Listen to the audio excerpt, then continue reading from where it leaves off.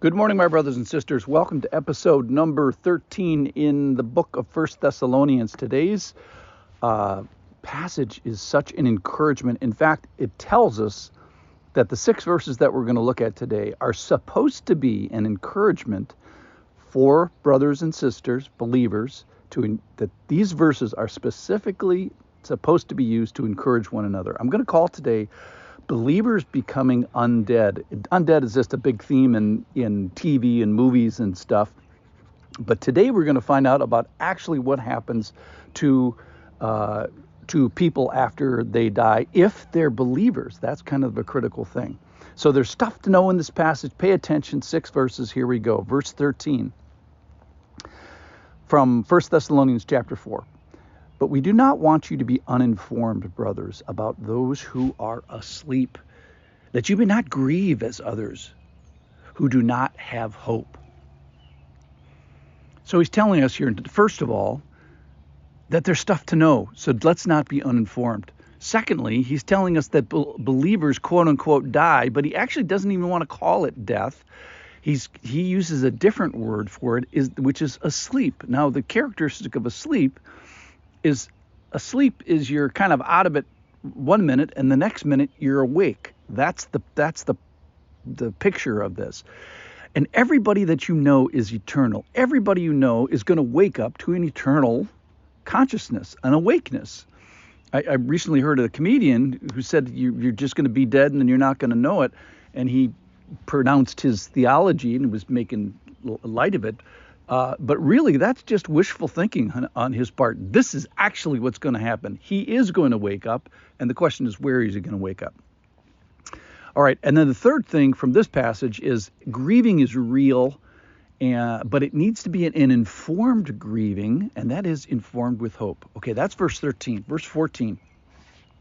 For since we believe that Jesus died and rose again, even so, through Jesus, God will bring with him those who have fallen asleep. So here we have this hope in the fact that God is not done. The asleep something is going to happen to those that are asleep, and that is they're going to wake up, and we have a hope in it. Now, what is that based on? It's based on one fact, and that is that Jesus died and rose again. That is the foundation of this faith. So let's bank on that. That's the point. What assurity do we have for this? We have the assurity that Jesus died and rose. And then verse 15, for this we declare to you by a word from the Lord, that we who are alive, who are left until the coming of the Lord, will not precede those who have fallen asleep. So he's coming back. It's an authority that he gave Paul, that a word from the Lord. So that's how we know that this is true. Verse 15 talks about a coming back, the coming of the Lord. He is coming back. And then verse 16 is going to describe it. What kind of a coming? Rainbows and puppies, or something a little bit more, with a little more emphasis? Here it is, verse 16. For the Lord himself will descend from heaven with a cry of command, with the voice of an archangel, and with the sound of the trumpet of God, and the dead in Christ will rise first. So we talked before about the armies out day of the Lord, and this is going to be one of those days. So it describes archangels, which are the sort of the angels in charge. Their voices, so they're issuing sub commands through the angelic armies, I'm assuming, with trumpets, which is a way of announcing a coming, but it's also a way to communicate with your army. And so we find here that this picture is the exertation of the authority over death, over sin, over those who are asleep. And we find also in verse 16 here that we just read is that the dead in Christ will rise. We already heard in verse 14 that the Lord is going to bring with him people, and now we find that they're going to rise, and there's somehow this priority is they're going to go rise first and precede the living. So crazy things are happening in verse 16. Awesome, wonderful things. This is a great day for believers. Verse 17, then we who are alive, who are left, We'll be caught up together with them in the clouds to meet the Lord in the air. And so we will always be with the Lord. Think about this. We are going to meet up in the clouds. That's the location. Who's the personnel? It's the asleep, the dead, quote unquote, and the Lord, and the people who haven't died. So you're getting the asleep people, the alive people, and the Lord. And what's the purpose? It's this meeting up.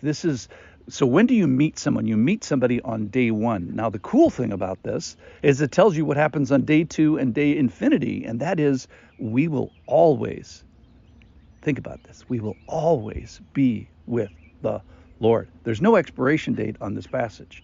This passage has a beginning, which is the day 1. That's the day we meet the Lord in the air with the believers who are dead and the believers who are alive.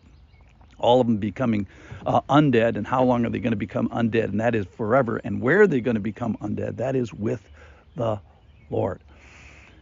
Then finally, verse 18, therefore encourage one another with these words. So I'm here to encourage you in death, because death isn't death. It's just asleep, which means you're going to wake up. And when you're going to wake up, you're going to be gathered to the Lord. This is for believers, and I'm sure there's another passage coming up here that's non-believers. That's why you want to be in this party. He's going to gather these people to himself. We're going to meet the Lord. He's going to bring us with him, and we're always going to be with him.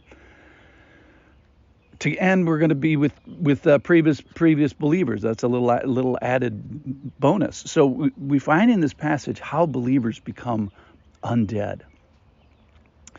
So just a couple of teaching points. Unless there's 10 of them in this passage, unless the Lord comes back, we're going to die, or the preferred nomenclature here is be asleep, and then we're going to wake up, and if we're believers, God is going to bring us with him. We're going to meet with him, and we're going to be with him always.